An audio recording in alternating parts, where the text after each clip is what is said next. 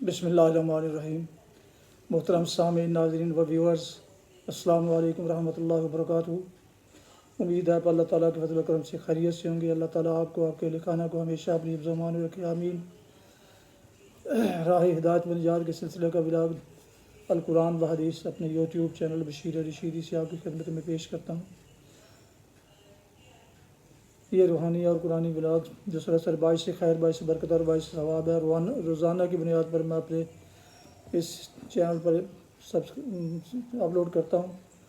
اگر آپ نے ابھی تک اسے سبسکرائب نہیں کیا تو ضرور سبسکرائب کر لیجیے گا، دوستوں سے شیئر کر کے بیل آئیکن کو پریس بھی کر لیجیے گا تاکہ آنے والے ایسے روحانی اور قرآنی نوٹیفیکیشنز آپ تک اور دوستوں تک باقاعدہ اور بر وقت پہنچ رہیں۔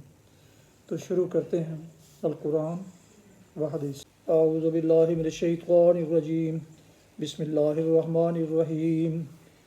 تسبح له السماوات السبع والأرض ومن فيهن وإن من شيء إلا يسبح بحمده ولكن لا تفقهون تسبيحهم إنه كان حليما غفورا وإذا قرأت القرآن جعلنا بينك وبين الذين لا يؤمنون بالآخرة حجابا مستورا۔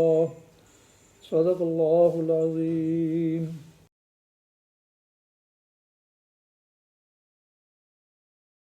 آپ نے ابھی سورہ بنی اسرائیل کی آیات مبارکہ 44 اور 45 44 اور 45 کی تلاوت سماعت فرمائی۔ اس کا اردو ترجمہ پیش کرتا ہوں۔ تسبح له السماوات والارض ومن فیہن، اس کی پاکی تو ساتوں آسمان اور زمین اور وہ ساری چیزیں بیان کر رہی ہیں جو آسمان و زمین میں ہیں۔ کوئی چیز ایسی نہیں جو اس کی حمد کے ساتھ اس کی تسبیح نہ کر رہی ہو، مگر تم ان کی تسبیح سمجھتے نہیں ہو۔ حقیقت یہ ہے کہ وہ بڑا ہی بردبار اور درگزر کرنے والا ہے۔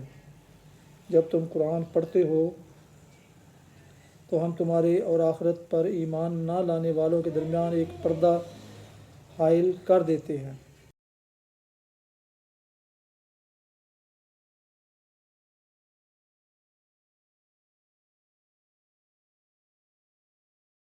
تلاوت ترجمہ کی گئی آیات مبارکہ کی تفسیر۔ وہ ساری چیزیں بیان کر رہی ہیں جو آسمان و زمین میں ہیں، یعنی ساری کائنات اور اس کی ہر شے اپنے پورے وجود سے اس حقیقت پر گواہی دے رہی ہے کہ جس نے اس کو پیدا کیا ہے اور جو اس کی پروردگاری و نگہبانی کر رہا ہے، اس کی ذات ہر عیب اور نقص اور کمزوری سے منزہ ہے، اور وہ اس سے بالکل پاک ہے کہ خدائی میں کوئی اس کا شریک و وسیم ہو۔ کوئی چیز ایسی نہیں جو اس کی حمد کے ساتھ اس کی تسبیح نہ کر رہی ہو۔ حمد کے ساتھ تسبیح کرنے کا مطلب یہ ہے کہ ہر شے نہ صرف یہ کہ اپنے خالق کو رب کا عیوب و نقائص اور کمزوریوں سے پاک ہونا ظاہر کر رہی ہے، بلکہ اس کے ساتھ وہ اس کا تمام کمالات سے متصف اور تمام تعریفوں کا مستحق ہونا بھی بیان کرتی ہے۔ ایک ایک چیز اپنے پورے وجود سے یہ بتا رہی ہے کہ اس کا صانع اور منتظم وہ ہے جس پر سارے کمالات ختم ہو گئے ہیں، اور حمد اگر ہے تو بس اسی کے لیے ہے۔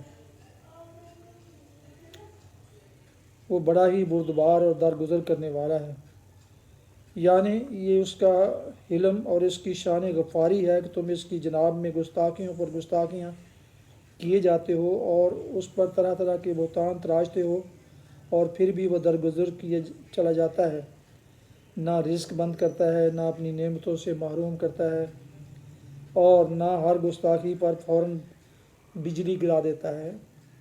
پھر یہ بھی اس کی بردباری اور اس کے درگزر ہی کا ایک کرشمہ ہے کہ وہ افراد کو بھی اور قوموں کو بھی سمجھنے اور سنبھلنے کے لیے کافی مہلت دیتا ہے۔ انبیاء اور مصلحین اور مبلغین کو ان کی فرمائش اور رہنمائی کے لیے بار بار اٹھاتا رہتا ہے، اور جو بھی اپنی غلطی کو محسوس کر کے سیدھا راستہ اختیار کر لے اس کی پچھلی غلطیوں کو معاف کر دیتا ہے۔ سبحان اللہ۔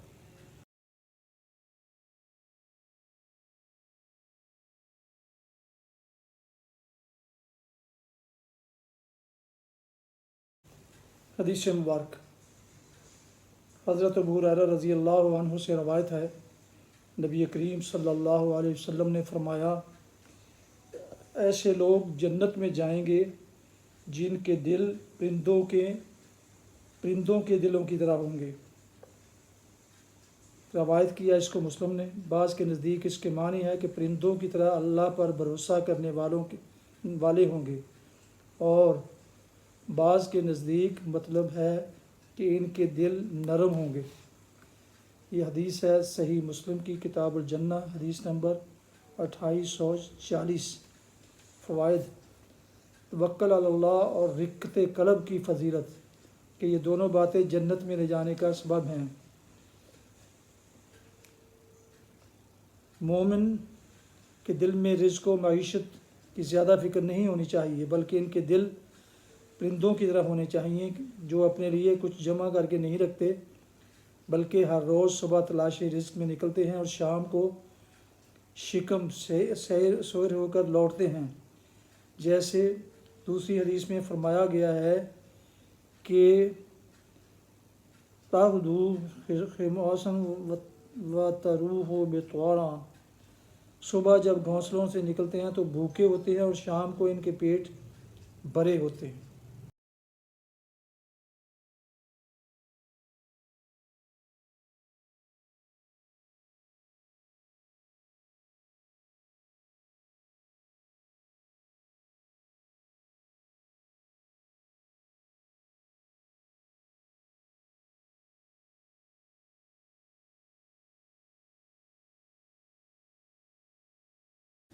آپ سن رہے تھے اور دیکھ رہے تھے راہ ہدایت و نجات کے سلسلے کا بلاگ القرآن و حدیث، جس میں آج سورہ بنی اسرائیل کی آیات مبارکہ 44 اور 45 کی تلاوت، ترجمہ و تفسیر بیان کی گئی۔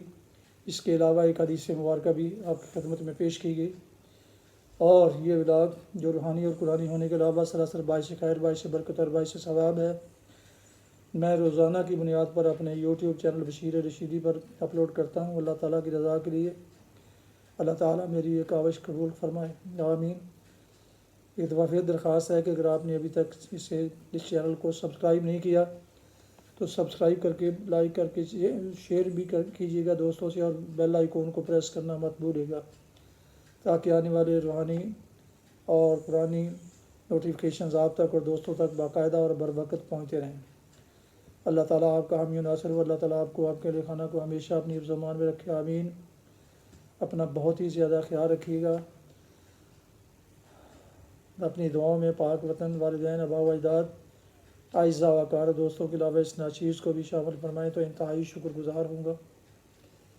آج کا ولاگ ختم کرتا ہوں اس دعا کے ساتھ کہ آپ اور آپ کے اہل خانہ، بچے جہاں بھی رہے خوش رہیں، آباد رہیں، شاد باد رہیں، آمین۔